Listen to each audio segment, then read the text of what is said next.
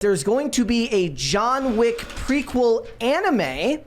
And if that sounds weird to you, it sounded weird to me as well. I found out that the original name, Phil, for the original John Wick movie was not John Wick. It was actually going to be called Scorn. I don't like it. Just sounds like a 99-cent bin movie to me, like something you'd see at Walmart. Well, this says the John Wick prequel anime will show the impossible task John Wick had to complete to retire from being an assassin. Okay, so this is something that's addressed in the very first film when they're building out the universe here, where the mobsters are talking because they've just found out that the son has killed John Wick's dog and stolen his car. And the dad, the head of this crime syndicate, is telling his son that, you pretty much just pissed off the worst person you could possibly ever be make mad. And he says that, he used to work for this family and he wanted out. He goes, it was over a woman, of course. Because he fell in love and he wanted to leave the life. And they give him an impossible task to do, something that nobody could have pulled off. And that builds the mystery and the myth around this character. Mm-hmm. And the worst thing that you can do is actually show what happens. It's why implied violence is oftentimes more effective on screen than actual violence, because the human mind can make up far worse or far more fantastical things than what can actually be put to screen. We're going to hold off on that one. And beyond that, this is a problem that's going on in Hollywood right now, where prequels don't look to tell their own story, and sequels don't look, or spin-offs don't look to tell their own story. They want to wink, nod, nudge, nudge, call back to the original series. Like I said the other day, in the NCIS Origins spin-off, they have to explain why Gibbs drinks bourbon. Nobody needs to know that. It's just a quirk of the character. Now they've explained why he does his, why he stops people in the elevator and turns it off. Nobody needs to know the answer to this. Dr. Larsena said, as usual, Phil is 1000% right. Gov is the wrong tool for this job. Using government to solve social problems is like swatting flies with a ball-peen hammer. You ain't never gonna hit that fly, but heaven help whatever it lands on. That's true. Mm-hmm. So here's the issue. The biggest part of the first John Wick movie was the amount of things that they used to build out the mystery here. It wasn't just the story. It was the fact that they had the mysterious coins that were used as currency amongst assassins. They have the Continental, which is seemingly just a hotel full of assassins. And they don't give a ton of answers as to what that means in the initial film.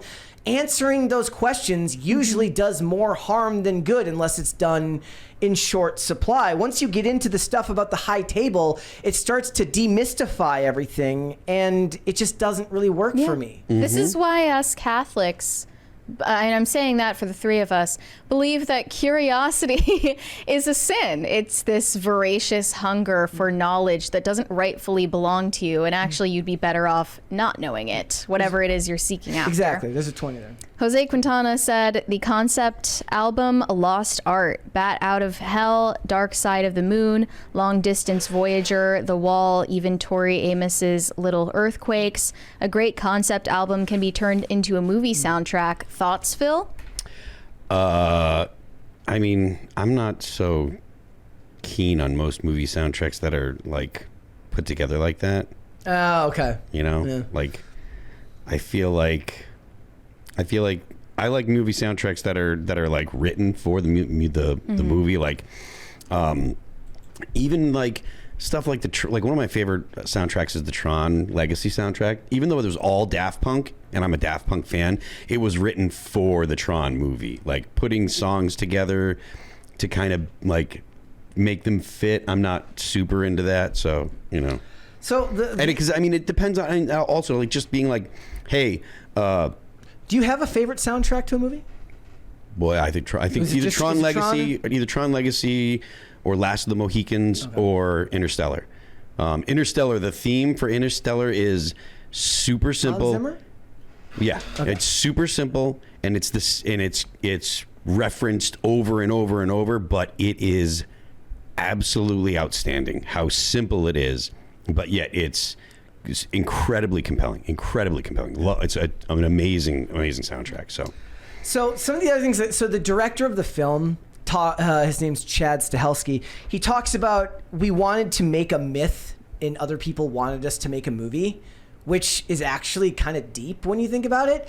But if that's true, why would you then demystify everything that you've built by answering this question? And worse than that, the reason people love these films is the unbelievable attention to detail with the action scenes that are done by real, actual people.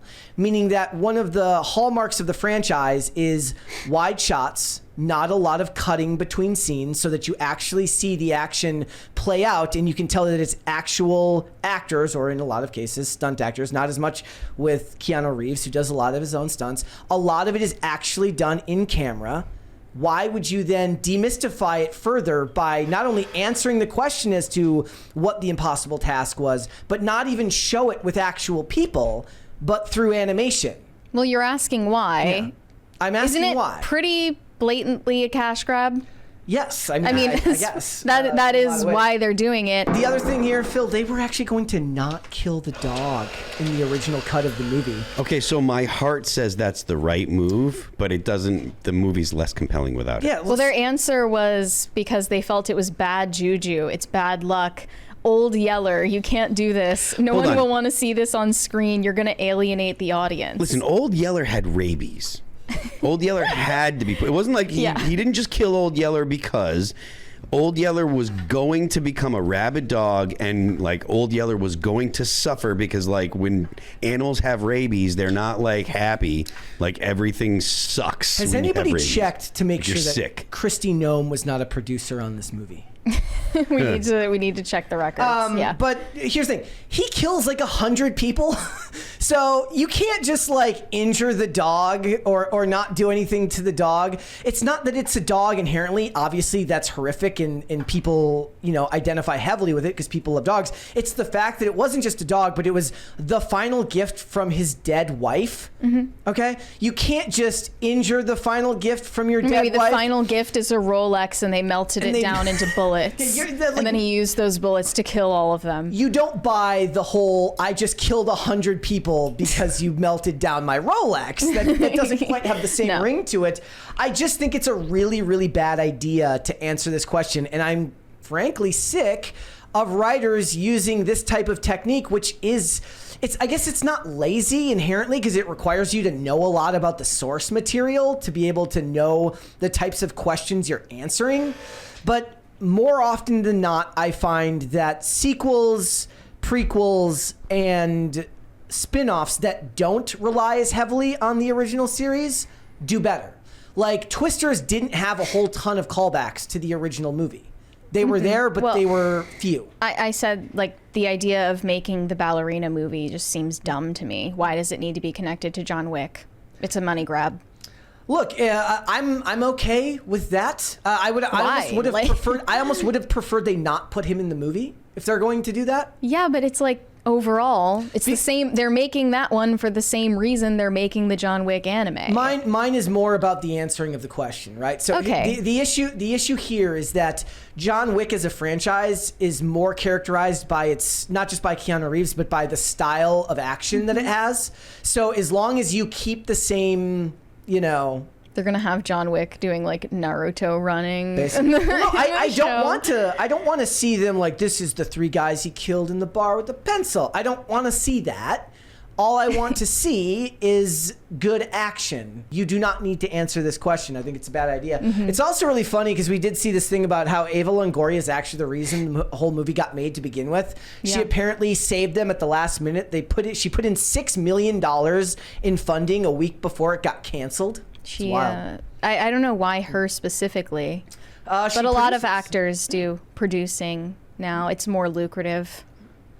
Do you care to see a John Wick prequel? No. John Wick movies got uninteresting after the first one, I think. Really? The second one I watched and I was kind of meh, and like no offense, like I'm not like gonna complain about them or whatever, but it's like the cool thing about the John Wick movies was that they they had like really good gunplay. Yeah. And they did have good gunplay in the other ones, but that wasn't like that stopped being the thing focus. that people cared about. The reason that John Wick went bonkers, at least in the gun community, which I consider myself kind of part of, like the editors counted the rounds and he reloaded the magazines.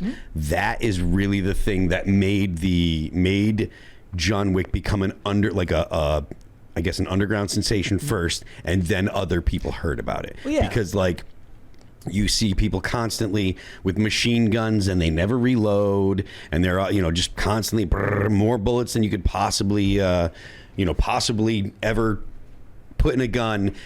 The fact that John Wick they did all the cool BA stuff, badass stuff that like you expect from like an action movie like that, but they were also cognizant of the magazines and the round count down to, and that means they were doing it in editing too. It wasn't just that they were doing it, at the when they were shooting principal photography, they were doing it in post-production too. It was something that they cared about. And so we were like, all right, this is actually really, really cool. I want to check it out.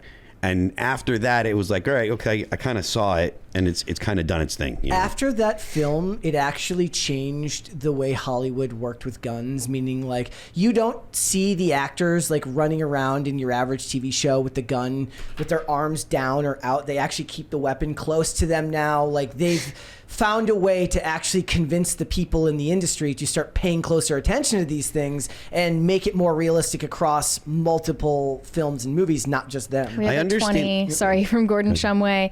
He said, what about doing a story of how John Wick goes from being a regular guy in the mob to being an assassin? Then they end it with him getting the task without saying what it is. I don't think you need to go back there. First of all, then you'd have to either de-age. Again, if we're talking anime, I don't want it. If we're talking a different actor, I don't want it. And I don't want them to de-age Keanu Reeves. Is it Keanu's doing the voice acting? Probably do the voice acting. We have another 20 from Mr. Moose Knuckle. The Terminator Zero anime was a breath of fresh air coming from a series that's kind of lost its mojo, so I hope the John Wick anime follows suit. The Terminator movie with Christian Bale was BA. That was a great movie. I sing that movie's praise. Terminator Salvation. I sing the praises of that movie all the time. Awesome At least once a year, I repost the screen grab of him with the AR-15 pointed at the T-800. It's so Did good. you say BA? BA, badass. That's funny. It's I like so cool. Also, fun fact: when Keanu Reeves shot the nightclub scene in the original John Wick, he had the flu. He was like really, really sick, and had to basically power through it to get it done because he was not feeling well. But look, there's just, and you're right. I'll agree with you in a way. I love the second and third ones, especially for being the over-the-top action that they are. But as soon as he starts wearing bulletproof clothes rather than just body armor, obviously it gets to be a bridge too far. I love them as something separate entirely, but the emotional through line of the original movie is what makes the first one so impactful. Well, they all but killed John Wick in the fourth, which they're going to weasel their way out of. So now they're just like, what do we do now? We're just going to make spin-off after spin-off after spin-off after prequel, and this is what happens to franchises now. There is one coming for Donnie Yen's, for Kane. They're making one for Donnie Yen's character as well. Stop already. He's an action guy, so.